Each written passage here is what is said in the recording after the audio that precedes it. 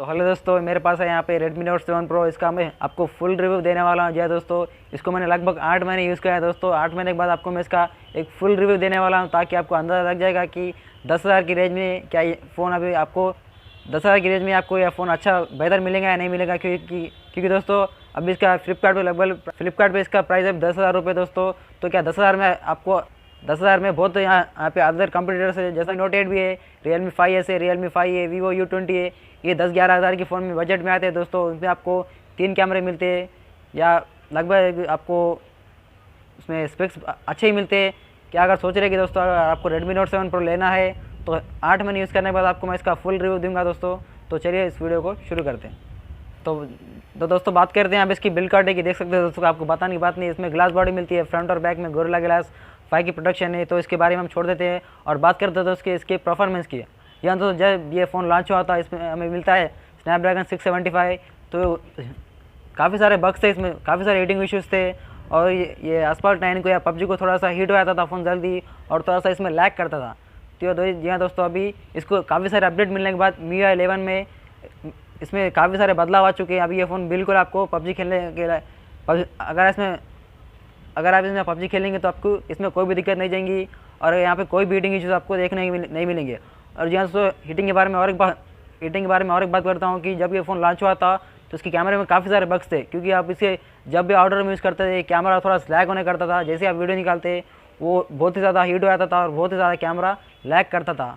तो जी हाँ दोस्तों, अभी ये प्रॉब्लम जो है कि पूरी ख़त्म हो चुकी है दोस्तों। आप कहीं भी इसे आउटडोर में यूज़ कीजिए, आपको कोई भी प्रॉब्लम नहीं जाएंगी, आपका कैमरा कभी लैग नहीं जाएगा, और आपका कैमरा क्या है वो सही से चलेगा, और कोई भी शटर या कभी आपको कैमरे में दिक्कत नहीं जाएंगी, और कोई भी आपको वीडियो लैग नहीं होगा।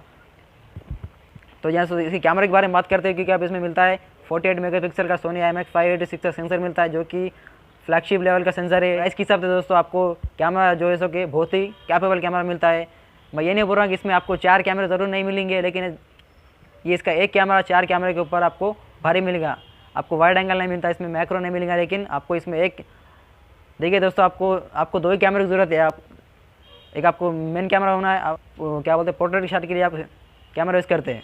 तो दोस्तों बात करते हैं इसकी बैटरी लाइफ की। जहाँ दोस्तों आपको बैटरी जैसे कि बहुत ज़्यादा इंपॉर्टेंट है आज के दिनों में, क्योंकि दोस्तों इसमें हमें देखने को मिलती है 4,000 mAh की बैटरी देखने को मिलती है, और साथ ही 18 वाट का फास्ट चार्जिंग का सपोर्ट भी देखने को मिलता है। जी हाँ दोस्तों, लेकिन इसमें हमें फास्ट चार्जर अलग से लेना पड़ेगा। तो बैटरी जब ये फ़ोन आया था दोस्तों, पहले फ़ोन को यूज़ करता हूँ, क्योंकि दोस्तों बैटरी 4,000 हो या 5,000 हो, आपको एक दिन से ज़्यादा नहीं जाएंगी दोस्तों। एक दिन के लिए आपको ये बैटरी चल जाएगी।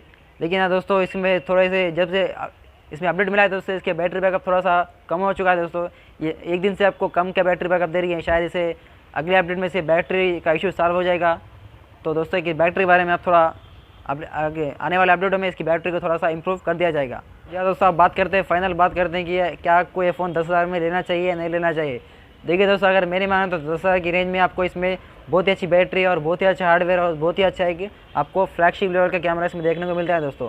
हाँ दोस्तों, आप इसमें एक ही कैमरा देखने को मिलता है, लेकिन ये एक ही कैमरा दोस्तों 4 कैमरों के ऊपर भारी है। अब इसे लो लाइट की बात करो या डे लाइट की बात करो, आपको ये कैमरा कभी भी नाराज़ नहीं करेंगे। इसके में हीटिंग इश्यूज भी दोस्तों लगभग पूरी तरह से ख़त्म हो चुके हैं। आपको अगर से ये फ़ोन लेना चाहिए तो 10,000 की रेंज में आपको बहुत ही अच्छा फ़ोन 10,000 में देखने को मिलेगा दोस्तों।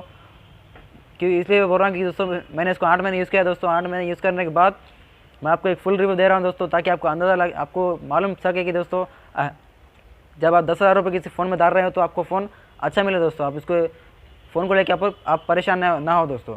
तो मेरा ये है कि 10,000 की रेंज में आज भी 10,000 की प्राइस में ये फ़ोन आपको एक बहुत ही अच्छा फ़ोन देखने को आपको मिलेगा। तो thank you for watching my video.